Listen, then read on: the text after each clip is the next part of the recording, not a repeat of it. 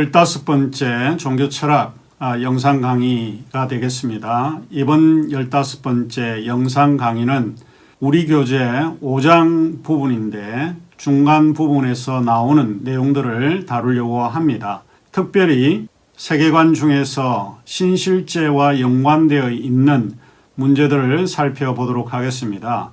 세계관은 어떤 신과 연관되어 있는가에 따라서 세계관의 방향이 달라지고 관점이 다르게 나타날 수 있습니다. 신에 관한 세계관에서 우리가 세 가지 정도로 분류해 볼 수 있는데, 하나는 신을 완전히 부정하는 세계관이 있습니다. 무신론과 불가지론, 기타 여러 가지 무신론의 성격을 가지고 있는 그와 같은 세계관들이 또 있고, 또 신을 중립적인 그런 입장에서 논의하는 세계관이 있습니다. 그리고 마지막 세 번째는 신을 긍정하는 세계관이 있습니다. 기독교 유신론이 그 중에 하나이고 뿐만 아니고 범신론이라든지 범죄신론과 같은 이와 같은 세계관들을 살펴보도록 하겠습니다. 자, 그러면 15번째 강의를 시작하도록 하겠습니다.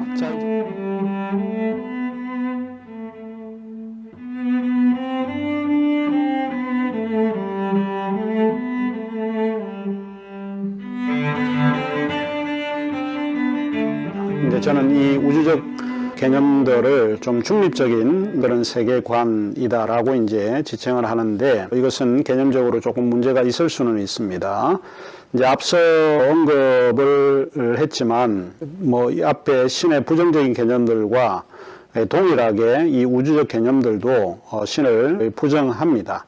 여기서 우주적 개념이라고 이제 붙인 이유는 우주를 구성하는 세 가지 궁극적 요소가 물질, 정신, 인간이기 때문에 그렇습니다. 자연주의는 유물론의 대표적인 우주관이고, 관념주의, 정신은 정신주의나 이상주의의 대표적인 우주관입니다. 그리고 인본주의는 인간 중심의 대표적인 우주관입니다. 그래서 우리 신의 우주 개념을 자연주의와 관념주의, 소위 이제 비인격적 관념론주의를 다루고, 그 다음에 인본주의를 다루고자 합니다.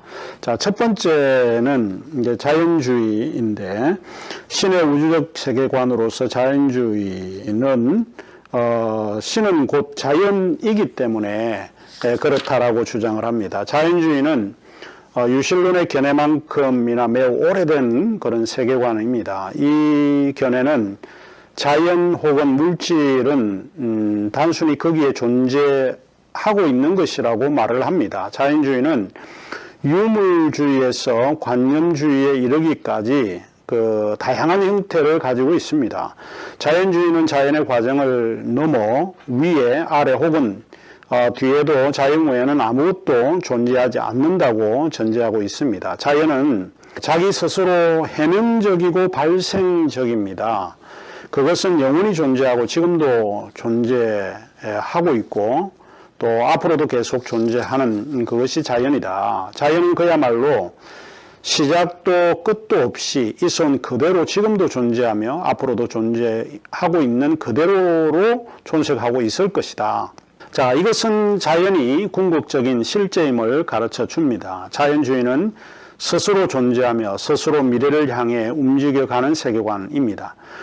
더구나 자연은 명료하고 예측할 수 있는 인과관계에 의하여 움직이기 때문에 자연주의자들은 과학적 방법이 인간 경험의 모든 영역들을 이해하는 데 매우 결정적인 열쇠라고 주장을 합니다. 이런 점에서 자연주의는 어떤 형태이든지 초자연주의의 실제에 대해서 좀 부정하고 있다고 볼 수 있습니다. 신을 포함한 어떤 초자연적인 실제, 그런 것은 존재하지 않는다고 믿는 거죠. 다시 말하자면 그것은 초월적 세계나 신실제를 부정하는 세계관이라고 할 수 있습니다. 여기 이제 가장 대표적인 그런 사상가들은 미국의 실용주의자인 존 두이와 분석 철학자인 버트란드 러셀 같은 사람이 여기에 대표적인 그런 사람입니다. 이들이 주장하는 것은 자연주의자이기 때문에 초자연적인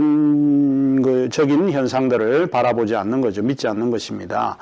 이를테면 사후 생존이나 영생과 같은 초월적인 믿음, 우주의 창조주로서의 초월적 존재, 이런 것들을 믿지 않고 그런 존재를 형이상학적 미신이라고 조금 비난을 합니다.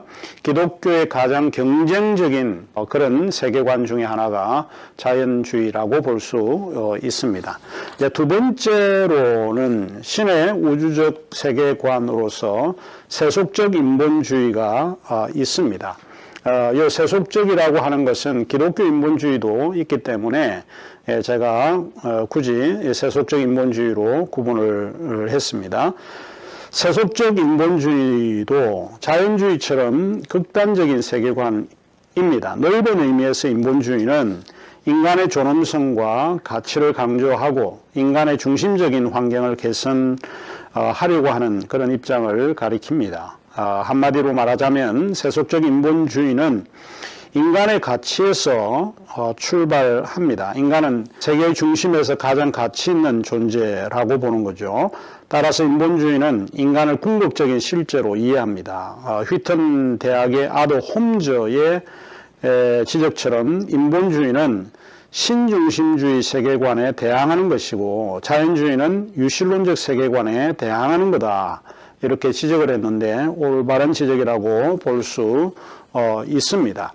자, 이 세속적 인본주의는 무엇보다도 사람들은 개인의 삶을 위해서 또 우리의 세계의 역사를 위해서 인간의 자유와 책임을 강조한다는 그런 의미에서 많은 사람에 의해서 선호되어지고 있는 세계관입니다.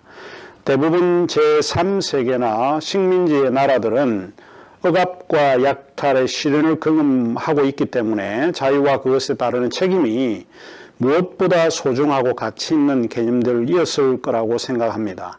만일 결정된 세계나 억압된 세계를 동일시하는 것이라면 그들은 과감히 자유와 책임을 보장하는 세계관을 선택했을 것입니다. 따라서 사람들은 인간에게 자유를 더욱더 보장하는 세계관이 자연스럽게 아마 인기가 있을 수 있었을 것입니다. 게다가 사람들은 인류를 좀 더 나은 삶을 향하여 미래에 종말론적 희망이나 영향을 줄 수 있는 인간의 가능성을 제공한다는 점에서 가치 있는 세계관이라고 믿었습니다. 그럼에도 불구하고 이 세속적 인본주의는 굉장히 문제가 많이 있습니다. 특별히 이제 세속적 인본주의의 두드러진 특징들을 제가 215쪽에서 조금 있는데 세속적 인본주의에 관한 특징들을 한번 살펴보면 교과서 215쪽을 열어주시기를 바랍니다. 제가 간단하게 읽어드리도록 하겠습니다. 첫 번째 세속적 인본주의는 자연주의의 세계관에 의해서 형성이 되었다 하는 것입니다. 그래서 자연주의 세계관에 의해서 인간의 삶을 해석하는 세계관입니다. 두 번째로 자연주의적 세계관은 세속적 인본주의에 의해서 형성된 세계관이기 때문에 초월적이거나 초자연적 가치관을 배격하고 있다 하는 이야기입니다. 그 다음에 세속적 인본주의자들은 인간을 맹목적 진화의 과정 속에 있는 우연적 산물로 간주를 합니다. 이 세속적 인본주의자들이 가지고 있는 세계관을 살펴보면 이러한 그 진화론의 과정 속에 있는 인간으로 이해하는 경우가 많이 있습니다. 그 다음에 네 번째로 세속적 인본주의 세계관은 인간이 어떠한 목적도 없이 자연의 과정으로서부터 우연히 출현한 존재를 믿고 있기 때문에 인간의 사후 생존에 대한 믿음의 가능성이 없습니다. 이러한 그 가능성에 대해서 부정을 하고 있죠. 그 다음에 다섯 번째는 모든 인본주의와 마찬가지로 세속적 인본주의의 세계관은 인간들이 그들의 삶과 운명에 대해 책임이 있다라고 하는 것을 주장을 하지만 초월적인 종교적 인본주의자들과는 달리 인간이 자기 자신의 운명에 있어서 유일한 주인이다라고 하는 사실을 주장을 합니다. 여섯 번째로 세속적 인본주의는 미래를 만들고 우리의 문제들을 해결하는데 유일한 도구로서 이성이나 과학밖에 없다 이렇게 강조를 합니다. 일곱 번째로 세속적 인본주의 세계관은 자연주의적 인본주의자로서 인간을 믿는 신앙의 강조점을 놓고 있기 때문에 인간들은 도덕적으로 중립적인 존재들임을 표방합니다. 여덟 번째로 세속적 인본주의 세계관은 절대 윤리나 도덕성을 부정하고 있고, 마지막으로 세속적 인본주의 세계관은 신앙과 기독교 교회의 주된 도전을 취하고 있다 이렇게 볼 수 있습니다. 결론적으로 말을 하자면 세속적 인본주의는 인간을 궁극적 실제라고 주저없이 고백을 하고는 있지만 인간 개념이 매우 추상적인 개념이고 인간의 수평적인 관계에서의 사랑을 강조하는 기독교적 세계관을 파괴할 만큼 위협적이지는 않다라고 말할 수 있습니다. 그 다음에 신의 중립적인 세계관으로서 우주적인 세계관인데 관념주의에서 발견됩니다. 비인격적 관념 논이라고 할 수 있는데, 관념주의는 비인격적 개념으로서 정신주의의 한 형태입니다. 관념주의는 인본주의와 자연주의 양극단에서 새로운 선택의 가능성을 열어준 세계관입니다. 물론 관념주의가 유실론의 인격적 신관과는 좀 정반대의 입장이긴 하지만 이 세계관은 그 신적 존재나 세계의 실제가 인격적이지 않고 비인격적임을 강조를 합니다. 이 견해는 근대 철학에서 주로 논의되어 온 그런 세계관입니다.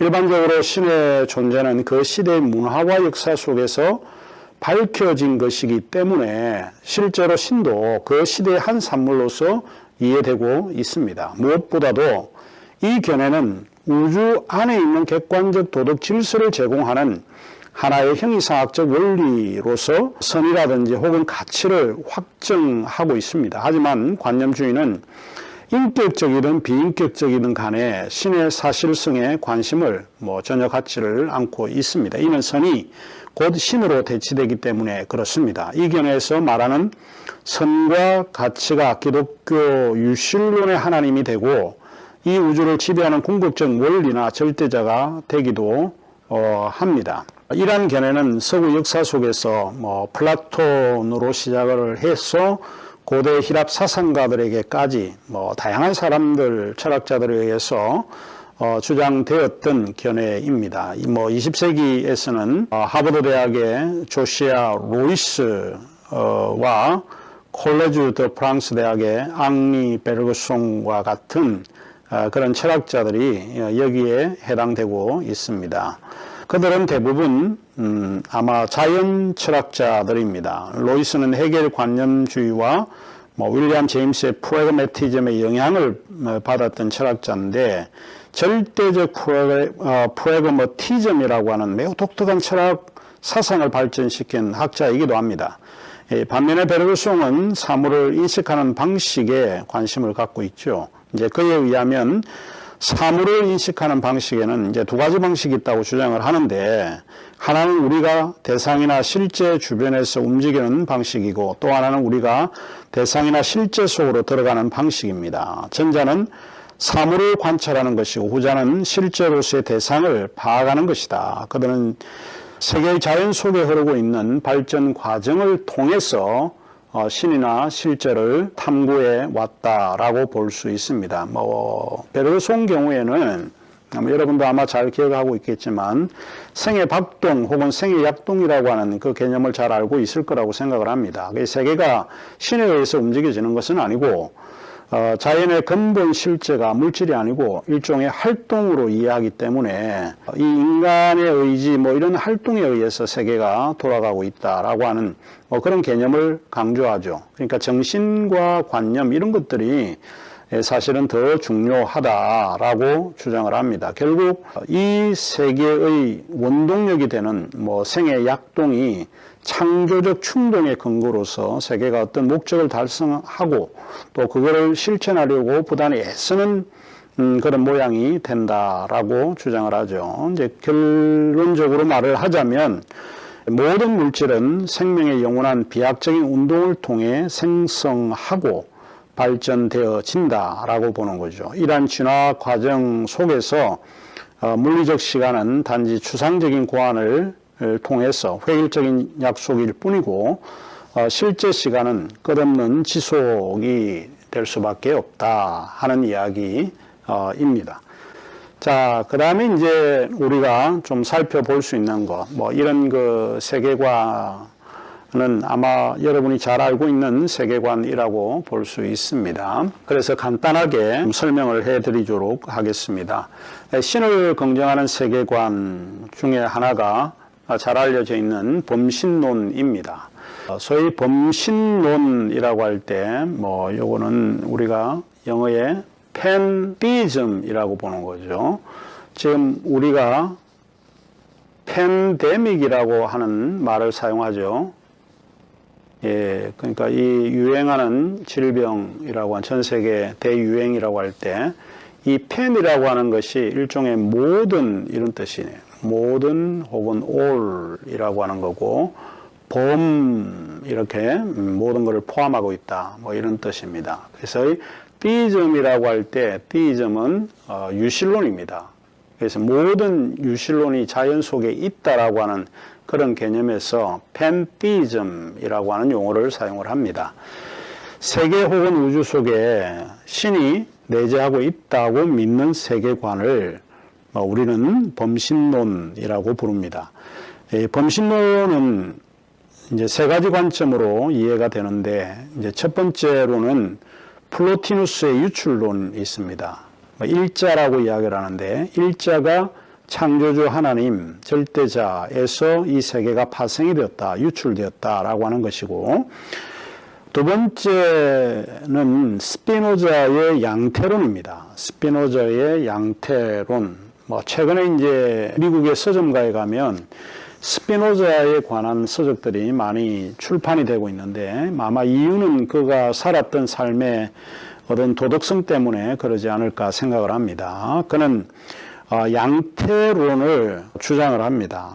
그 소위 이제 스피노자의 양태론에 관해서는 교과서 220쪽에서 뒷부분까지 제가 언급을 하고 있습니다. 제가 여기에 221쪽에서는 스피노자의 삶에 관해서도 조금 언급을 해둔 적이 있습니다. 철학사에서 보면 사실 그의 삶이 많은 사람들에게 회자가 되는 이유는 이제 그의 삶이 독특하고 좀 굴곡진 그런 인생이었기 때문에 그러지 않았을까 생각을 합니다. 무엇보다도 스피노자를 떠올리게 되면 그가 이단자였던 것을 우리가 떠올릴 수 있는데 그는 17세의 가장 큰 이단자로 낙인이 찍히고 그가 죽고 난 이후에 100년이 지나서 겨우 이단자의 영예를 벗었습니다.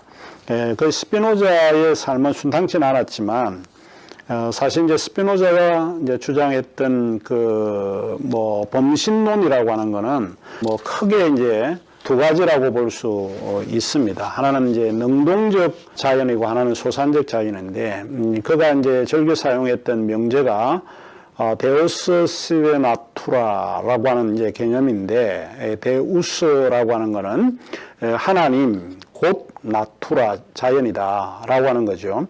그러면 이 개념 명제에는 두 가지 것이 포함이 되어 있습니다. 하나는 능동적 자연이 있고 하나는 소산적 자연이 있습니다. 능산적 자연 혹은 능동적 자연은 원인이고 소산적 자연은 일종의 결과라 이렇게 볼 수 있습니다. 그래서 이런 범신론은 신이 이 자연에 내재해 있다라고 하는 이제 그런 세계관입니다. 두 번째는 이제 조금 어려운 그런 개념인데 이 개념은 범신론, 범죄신론입니다. 팬앤티즘입니다. 그래서 모든 것 속에 띠점이 있고 여기에는 n이 붙어가 있어서 유신론이면서 동시에 또 범신론적 요소가 다 포함이 되어 있다라고 하는 것을 이제 강조하고 있습니다. 우리 교과서 225쪽에서 227쪽에 제가 좀 설명을 해두고 있습니다. 이 과정 철학자들의 신개념인데 찰스 하촌이라고 하는 화이트헤드의 대변인이었던 그는 초상대주의라고 하는 말을 부르기를 좋아했습니다. 이제 설웰러티비즘이라고 하는 말을 사용했는데 결국 신이라고 할 때 신은 두 가지 본성을 가지고 있다는 거예요. 하나는 원초적 본성이 있고 또 하나는 결과적 본성이 있는데 원초적 본성은 변하지 않는 본성이고 결과적 본성은 변한다라고 보는 거죠. 대부분 이제 과정 철학의 신개념을 할 때에 결과적 본성 때문에 받아들이지 않는 겁니다. 하나님은 초연에 있으면서 동시에 변화되는 존재다라고 이제 주장을 하고 있는 것인데 그 원초적 본성과 결과적 본성도 서로 관계를 맺고 변화되어야 됩니다. 이제 거기에서 나타난 결과를 초상대적 본성이라고 합니다. 아마 오늘 이 동영상 강의를 들으시고 우리가 대면할 때에 여러분이 이제 요 범죄 신론에 대해서 조금 질문을 해주시면 좋을 것 같고, 제가 다시 좀 설명을 해야 되는 그런 부분이 있습니다. 요 설명하기에는 좀 시간이 좀 긴 거이기 때문에 그런 것입니다. 하나 기억을 해야 될 거는 결국은 신은 내재하면서 동시에 초재한다. 내재성과 초월성 두 개를 자기의 본성 속에 가지고 있다라고 하는 것을 기억을 하시면 될 것 같고, 범죄 신론의 신과는 세계관은 과정 철학의 세계관이다라고 하는 것을 좀 기억을 하시면 될 것 같습니다.